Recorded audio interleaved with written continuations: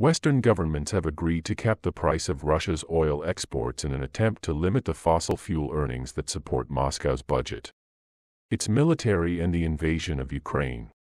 The cap is set to take effect Monday, the same day the European Union will impose a boycott on most Russian oil, its crude that is shipped by sea.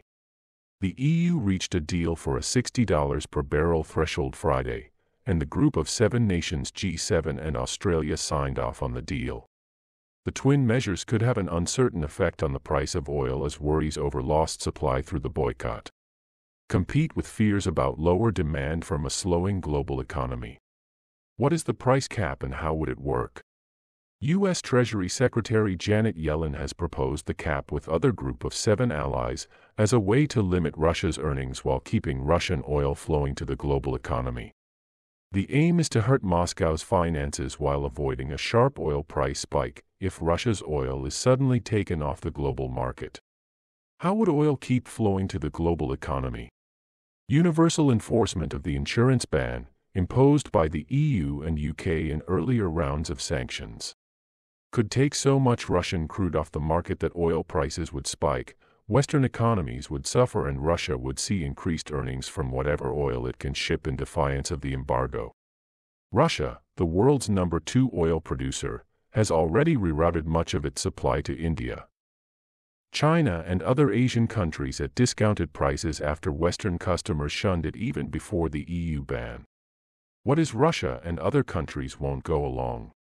Russia has said it will not observe a cap and will halt deliveries to countries that do.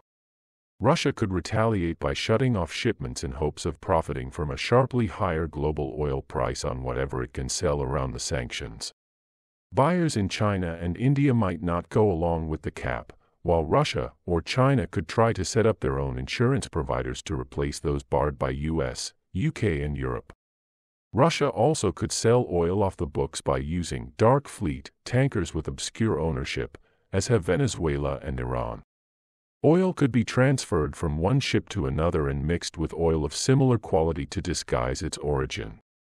Even under those circumstances, the cap would make it more costly, time-consuming, and cumbersome for Russia to sell oil around the restrictions. The greater distances involved in shipping oil to Asia means up to 4 times more tanker capacity is needed, and not everyone will take Russian insurance. What about the EU embargo? Russian producers likely won't be able to reroute all their oil from Europe, formerly their biggest customer, and some will likely be lost to the global market, at least at first. Analysts at Commerzbank say the EU embargo and cap together could result in a noticeable tightening on the oil market in early 2023, and expect the price of international benchmark Brent to climb back to $95 per barrel in coming weeks. On Friday, Brent slid to $85.48 a barrel. Europe still has many cars that run on diesel. The fuel also is used for truck transport to get a huge range of goods to consumers and to run agricultural machinery, so those higher costs will be spread throughout the economy.